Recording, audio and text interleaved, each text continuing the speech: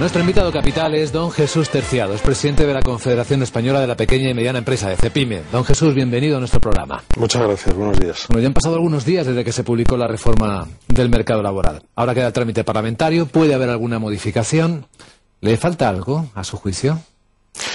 Bueno, la reforma laboral le falta el desarrollo normativo y le falta el desarrollo de algunos asuntos que han quedado apuntados únicamente en la aprobación de la reforma, en la aprobación del Real Decreto Ley, y que tiene el Gobierno que desarrollar o que tenemos que desarrollar junto con el Gobierno, porque nos ha permitido introducir en los próximos días pues aportaciones para en su momento poder avanzar en algunos temas fundamentales, como son el tema de la formación continua, de la formación profesional, de la lucha contra el absentismo, de la reforma de las mutuas patronales, bueno, y de los mecanismos de arbitraje y de mediación. Yo creo que hay mucho trabajo todavía por hacer, pero la reforma, en cualquier caso, yo creo que sí que es completa, sí que es útil, sí que va a servir para dinamizar el mercado laboral y la contratación, el empleo y en definitiva, pues yo creo que trabajándolo en profundidad podemos tener un marco positivo. Y que no se quede algo a medio camino. ¿Ese riesgo puede existir?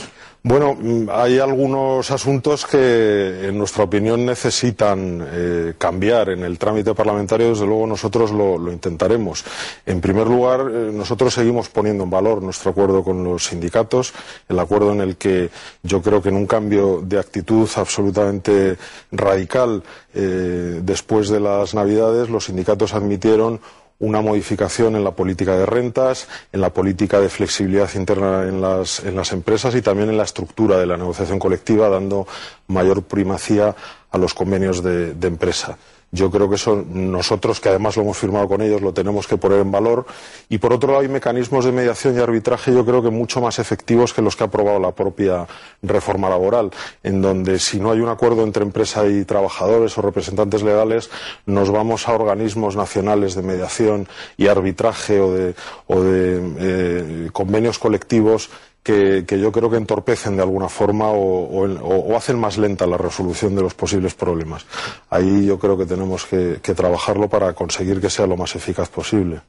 Yendo a lo eminentemente práctico, don Jesús, con el texto en la mano y a falta de este desarrollo, en clave empresarial, con el pensamiento de un empresario, ya sabemos que para crear empleo necesitamos condiciones económicas que la actividad tire, si no es que no se van a crear empresas, está claro, si no hay expectativas de poder vender algo, un producto o un servicio. Pero ¿puede servir al menos para detener el aumento del paro con estas nuevas normas de flexibilidad que introduce? Yo creo que sí. Entramos en el terreno de la flexiseguridad 20 años después que otros países europeos, como Alemania, el que siempre tenemos como referencia, que quiero recordar que con el presidente Schröder ya tomó decisiones acerca del mundo laboral para proteger al trabajador y no el puesto de trabajo, que es lo que hemos tenido hasta ahora en España. Pero la reforma incluye, yo creo que un nuevo contrato de trabajo para pymes, para autónomos, con una serie de bonificaciones, yo creo que muy útiles y desde luego que van a animar, yo creo que a la contratación. Creo que además en los últimos meses, ante las expectativas de cambios en el sistema de contratación y nuevas bonificaciones, probablemente se ha embalsado una pequeña, no grande, pero una pequeña demanda de empleo entre las pequeñas y medianas empresas para un primer contrato, para bueno, pues estabilizar algunos contratos laborales que hasta ahora eran temporales, en una pequeña medida, pero probablemente sí que servirá para empezar por lo menos a estabilizar el mercado laboral, hacerle más estable, y ya veremos en el futuro si conseguimos tener más confianza en la economía y en el inversor, que al final necesita confianza para invertir, puede mejorar el empleo. Y en particular el de los jóvenes, ¿no? En particular el de los jóvenes. Yo creo que las medidas que se han aprobado precisamente inciden en ese colectivo. Tenemos a la mitad de los jóvenes, pero es que si nos vamos hasta los 30 años, casi a la mitad de los jóvenes, 44-45%, pero si nos vamos al tramo de menores de 20 años estamos en el 60%. Bien es cierto que muchos de ellos están escolarizados, pero los que no están escolarizados prácticamente el 60%. Hay que hacer un esfuerzo tremendo porque son jóvenes que en estos momentos no ven un futuro, no ven un futuro claro y que están pensando en marcharse fuera. Los universitarios que terminan su carrera, con cualquiera que hablas, está pensando en buscarse un empleo fuera de España porque aquí lo tiene muy difícil. Ahí tenemos que conseguir, a través de estas nuevas fórmulas, yo creo que hay herramientas para conseguir fidelizar al empleo juvenil, implicarlos con la empresa, hacer un contrato en prácticas o en formación útil y que al final sirva para que ese joven se quede en la empresa y la haga crecer y que crezca él mismo dentro de la empresa. Yo creo que eso es fundamental. Es cierto que hay muchos jóvenes pensando en buscar empleo fuera de España, pero lo que también hay son muchas empresas pensando en encontrar negocio fuera de España.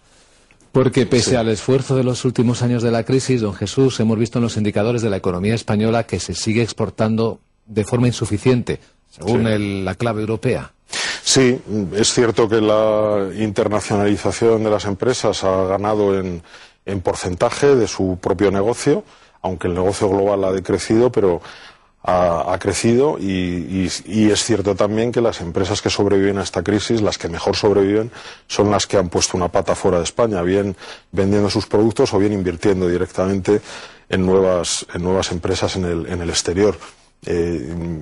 La internacionalización es básica siempre, cuando hay crisis y cuando no la hay. España ha tenido una demanda interna muy importante, con un crecimiento muy notable en los últimos años. Eso ha hecho que probablemente nos hayamos acomodado al mercado interno y no hayamos pensado en los mercados exteriores. Eso ahora mismo, desde luego, es el objetivo fundamental de una empresa, no solamente mejorar su estructura interna y hacerse más ligera y ser más capaz de abordar su futuro con más garantías, sino buscar mercados en el exterior, porque los mercados interiores nunca te garantizan el futuro. Hablamos, don Jesús, de economía, del estado de ánimo de los empresarios, de los pequeños y medianos a quienes usted representa. Hay un ambiente muy negativo todavía, ¿no? Hay expectativa de que los bancos todavía no den crédito en este ejercicio y quizá en el siguiente. Es que no solamente es el ambiente, es que la realidad es la que es. Si vamos por la calle, por cualquier ciudad de España, vemos que se quedan locales cerrados, de hostelería, de comercio, incluso algunos de lo más tradicionales. En pequeñas ciudades donde una ferretería que llevaba 40 años cierra, pues desde luego deja perpleja a la población, pero es que no se está consiguiendo salir de esta situación con garantías de futuro y sobre todo, bueno, pues hay elementos muy negativos que están afectando a las empresas y que están deteriorando sus balances de manera notable. La falta de liquidez, por la falta de crédito, por el exceso de morosidad, desde luego es brutal. Ahí llevamos insistiendo muchísimos años, porque son ya años los que llevamos insistiendo en este asunto. No deja de deteriorarse en los dos casos, sobre todo la morosidad y de las administraciones públicas, que es lo más grave, es absolutamente preocupante. Nos preocupa mucho el desarrollo del nuevo ICO para las empresas. No han funcionado los anteriores y creemos que como no se tome una solución drástica, la situación puede empeorar incluso.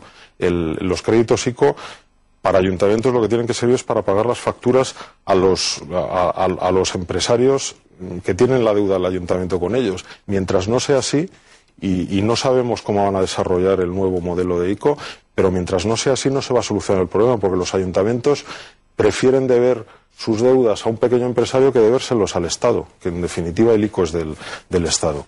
Ahí, desde luego, le pedimos al ministro, lo estamos haciendo en estos días, que haga un esfuerzo importante para que